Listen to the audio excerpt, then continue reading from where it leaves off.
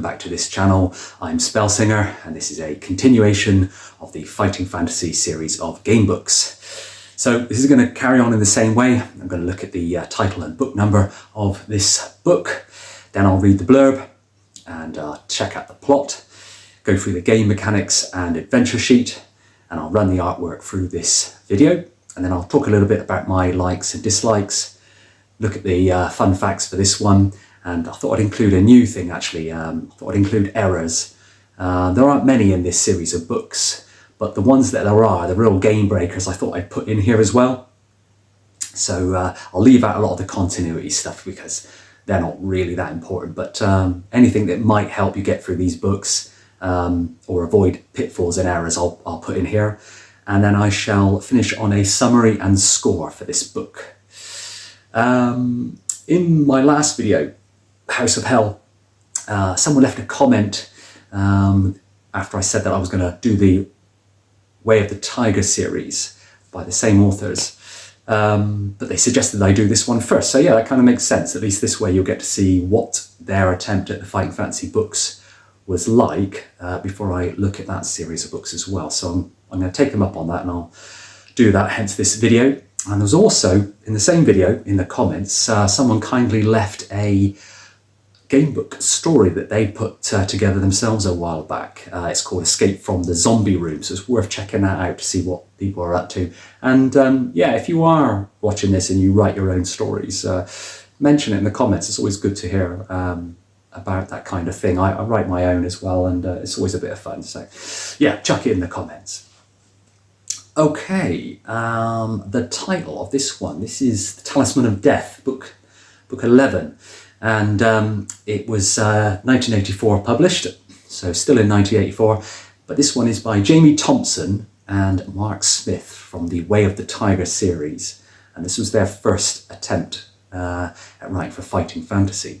The cover artist there is Peter Andrew Jones, but the internal artwork is by a fella by the name of Bob Harvey, who also did the work for these two fellas in the Way of the Tiger series as well. Right, let me read the blurb to you. We've got here, dark forces are at work to unleash the awesome might of the evil one, and their plans cannot be completed without the legendary Talisman of Death. You are the one who carries the talisman, and only you can stop the dark forces. Your mission is to destroy the talisman before the Dark Lord's minions reach out, but beware, time is running out. So there's the blurb. I'll give you a little idea about what on earth's going on in this one. Let's check out the plot. So, interestingly, this adventure takes place not on Titan, but on the world of Orb, which weirdly is where the Way of the Tiger series starts as well. Yeah, so it's host to the Way of the Tiger, in which you play a ninja. But anyway, getting back to this one, you've been transported to by mysterious beings from Earth, so you're from Earth to the land of Orb, where you have to save the world by keeping a dangerous artifact out of evil hands, that being the Talisman of Death. Orb is an incredibly well fleshed out and very rich world that's been designed. It gives you a real feeling that it's complete, but it has an ongoing feeling also of world creation. So it does feel like they were testing the water for their own series a little bit in this one. The plot-wise, yeah, you're abducted from present-day Earth and magically given skills and training in weapons. There's also a sort of a very clearly defined quest in this adventure. The Talisman of Death, as you have to get it off of Orb basically, because every villain and evil person is after it, and the only way you can really get it away from them is to take it away from Orb and back to Earth. The dark forces are trying to unleash the power of the evil one, but they can't complete this while this talisman is still about. So yeah, you're the bearer of this item. You've got to destroy it by taking away from Orb before the minions of death can take it from you. And that's the plot. It's super straightforward, which is quite nice for a change, but it works really well. Game mechanics and adventure sheet. So it's fairly straightforward. They haven't deviated too far from previous books. But there are various death paragraphs that take the reader to paragraph 43, whereby you get given a second chance to kind of redeem yourself. You keep most of the stuff you've got, objects, apart from a few exceptions. And you get to restart the adventure directly outside the city. So as opposed to going back to paragraph 1 with a new character, you get to sort of have another bash at it, which is quite good. And there's a few examples of that throughout the book. So it's not just a one-off either. So it's a good little incentive there. There's also some magical items and weapons in this adventure as well. You get chainmail. There's a skill ring. They both give you a point of skill, I believe. And there's also a ring of regeneration that you can get to heal yourself up after battles. But otherwise, mechanic-wise, it's pretty much standard. As is the adventure sheet, which is just here. It's just our old friend again, the bog standard adventure sheet with your skill, stamina and luck. And you've got your equipment list there as well, your provisions, gold, jewels and potions. So no real change. And that's the last of that one we'll see for a while, I think, now, because the new authors are all showing up now and all wanting to do something a little bit different. The artwork in this one, this guy, Bob Harvey, he's the illustrator. And his work basically has appeared in quite a few fighting fantasy books, but he was a particular favourite of Mark Smith and Jamie Thompson, being the illustrator of the Way of the Tiger series as well. His work outside of fighting fantasy does touch on other sort of fiction or fantasy fiction projects. Much of this has been made, much has been made of sort of Bob Harvey's art, and I personally really like it. He gives a kind of down-to-earth feel. His human characters look really great, very realistic. His creatures not so much. I think that for me, I personally prefer his work in Seas of Blood and Demons of the Deep, which are 2 books that'll cut up for review soon. He seems to have sort of ironed out his artwork in that one a little bit better, but this one, it's fine, it's really good. I have got a favourite picture, as always, this ice demon here. As a kid, I used to just try not to look at it because it freaked me out, this kind of horse-headed, antler-wearing, freakish guy, demon coming out of the blackness and out of the rain. There's something about it that creeped me out a little bit, but all very atmospheric artwork in this one, so really, really good, and just gets better, like I say, in Seas of Blood and Demons of the Deep. I've got some likes and dislikes for this one. Basically, I really like the effort they put into the world building on this entry. It's very different from what we've had so far. Reads differently. Being from Earth, for one thing, you can kind of relate to it a little bit easier. The journey is very vast in the size of the environment. It's full of chances, lots of places to explore, both in the wilds and in the city as well. There are a few comparisons to be made along the way as well, which is quite nice. It reads very differently from, like I say, from the previous books. And if you're a fan of Way of the Tiger, you will like this one. It's kind of like a preemptive. It's almost, you could almost say it's a preemptive attempt prior to his new series, or their new series, I should say. The City of Learning, which is the main city, Grey Guilds, offers you a chance to discover all the secrets within. It's a bustling place. There's lots of people to interact with. Unfortunately, there are some really tough battles, though, which kind of returns your attention back to the previous books, which were a little bit more stats orientated. After the previous video, House of Hell, you kind of moved away from that need for high stats. And you could do that book on low stats, but this one, you really do need the high stats. Okay, fun facts on this one. I've got a few interesting things for this book. The world of Orb and the various characters in Talisman of Death will go on to feature in the writer's books Way of the Tiger. So they show up in those game books as well, which is a quite nice little touch. So in this series, the talisman, which constitutes the actual theft of the talisman, which is the basis of the plot in this adventure, is referenced, along with a cameo, actually, appearance from 3 of the 4 crusaders, and they are Tuchev, Cassandra, and Thaum. So they show up in those books as well, which is quite a nice little crossover if you're into that sort of thing. The text copyright on the Wizard books, when they brought this out, it lists Steve Jackson and Ian Livingstone as opposed to Mark Smith and Jamie Thompson, which makes me think that they sold the rights. Kind of makes sense, really. They sold the rights over from the original Puffin series. So kind of always wondered actually how in the Wizard series of books it was all Ian and Steve, but a couple of these books from Jamie and Mark happened to be in there. So yeah, they must have sold the rights. So, and one other thing, it's quite interesting is, do you remember how in House of Hell there was a lot of controversy over the artwork, and they pulled that picture out because it depicted a woman being part of a sort of satanic ritual, being led to this altar and being basically killed. They took that picture out because of the nature of it. Well, it didn't end there. This book, there's a reference in it, 205 I think it is, I'll read it to you in a sec, and it basically describes quite an in-depth, brutal way of dying for you, the protagonist. And I think it upset a lot of people.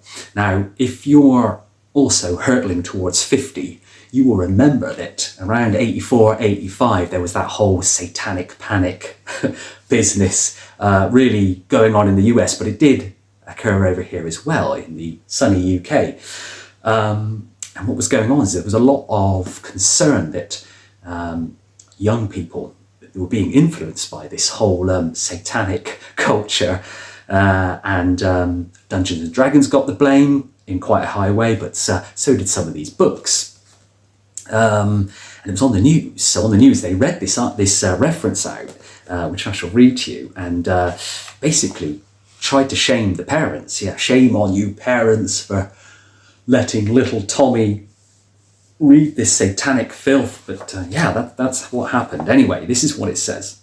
So this is paragraph 205. As you are about to open the door, you hear a click and something thumps you on the back. Looking down, you see the bloody head of a harpoon protruding from your stomach. Your hands clutch at the gaping wound as you try to stop your entrails spilling into the slime of the sewer. Mercifully, death takes you swiftly. So they announced that on the news, and all the parents must have been thinking, oh, my Tommy's reading this. So that was all going on at the time. So it was a big deal. Obviously, it's a bit silly now, but back then it was a big deal. There you go, some fun facts. So I was going to talk about errors. Like I said, I wasn't really going to dwell on all the consistency, because there's lots of consistency issues with these books, but they don't really take away the joy of the reading so much. But there's two that did stand out for me, I thought I would mention. Reference 240 states that after you lose your sword, the player will now need to fight using their dagger. Okay? But there's the list at the start of the adventure. It doesn't mention a dagger, and you can't get one in the book anyway. So there is no dagger to be found. So, no biggie. And also reference number 6. You're told to note down specific words you use to invoke a god's help. But when the opportunity arises to do this, there's no indication that any foreknowledge is necessary. So kind of like negates that slightly. But there's a couple of other little issues, but those are the two ones that sort of struck me as a bit interesting. So if you think that's a good little thing to put in the errors, or if you think it's condescending, then just say, because I can leave it out. But I thought it'd be quite a good thing to put in. Let's do a summary and score for this one. So when I first read this one back in the day, it seemed at odds with the various books, the Fighting Fantasy books that have been published. It felt a bit more adult, a bit more grown up. Maybe that was just their style, but that also carries over into The Way of the Tiger. Their prose is quite a little bit more adult in its style. It was written by, obviously, like I say, the writers of Way of the Tiger. It was illustrated by Bob Harvey, who illustrated Way of the Tiger, and it was even set on Orb, which is where Way of the Tiger is set. So no matter how you look at it, Talisman of Death is fundamentally Way of the Tiger with Fighting Fantasy rules. But that doesn't mean it's a bad book. It's a good book. It's essentially an introductory book to Way of the Tiger, I always felt anyway. It seems slightly less blatant that you start as a human, from Earth. So that's one thing, I suppose. You're chosen by some gods to go to Orb, as an errand, if you like. However, the book it's actually very good. It's probably one of the most unique to read so far. I felt anyway, certainly this one. Whilst this story goes, Talisman, it was a bit of a roller coaster ride for me, with a good pace, lots of a wide selection of scenarios to get involved in. You start at the Rift, you travel across the wilderness, you explore cities, you get hunted by all these demons, you go on a raid with thieves, and you travel across wilderness, you explore city. There's a mini dungeon in there as well. You have a mountain climb, a dragon to fight at the end before you can escape through this portal back to Earth. So there's lots of variety. It's got a lot of things to do, so you won't get bored. And whilst this is meant for a very few dull moments, I did feel that maybe it tries to do a bit too much. Maybe they bit off a bit more than they could chew. But being their first book, it probably wasn't obvious to them at the time, but it does feel they cram a lot into 400 references. It's actually quite a thick book. It's full of descriptive writing, which is always a good thing. Always applaud that. But so I always felt that about this particular entry. So for instance, so for an example, you could combine City of Thieves style street. You get that feeling from Grey Guilds, which is the city in this one, and a kind of cat and mouse chase between you and the undead, only to have your talisman taken away really quickly, quite early. So then you've got to retrieve it and so on. But it's a good story.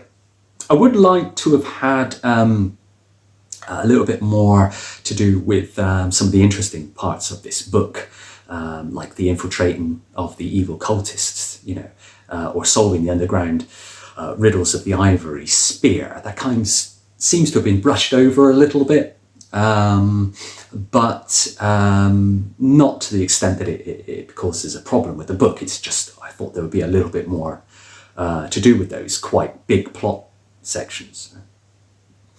It was pleasing to get a good ending. Difficulty-wise, the book is just about right, I would say. It's got some really tough creatures, so like I say, you do need good skill, stamina, and luck. But it builds up gradually. There's that ease, that sensation that you're being eased into the adventure quite nicely. So difficulty-wise, it works. It was pleasing to get a good ending. Like I say, it's quite a strong ending, and it's different as well. The main challenge tends to come from the combat, though, as opposed to getting those right items or making those right decisions.